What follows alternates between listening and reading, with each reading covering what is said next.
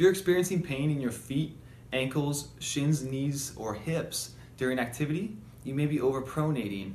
And what that is the excessive amount of inward rolling or collapsing of the foot and ankle and your arch during activity. And what that causes is all the joints in your lower body, in your lower half of your body, to be placed out of alignment and can increase the amount of stress placed on those muscles and joints. In this clip, I'm standing in a neutral position. Notice as my feet begin to overpronate, my ankles and knees internally rotate, causing all my joints to be out of alignment. So, this increased amount of tension placed on your muscles and joints is what leads to a number of chronic overuse injuries in your ankles, knees, hips, and feet.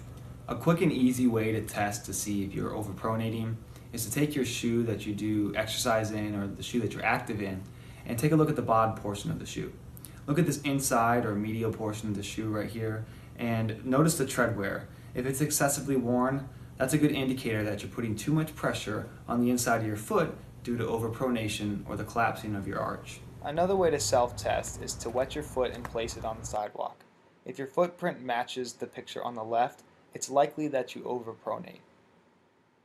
If you're an overpronator, it's important to recognize that an increase in activity levels will only make your problem worse. So if you fall into this category, first consider picking up an arch support.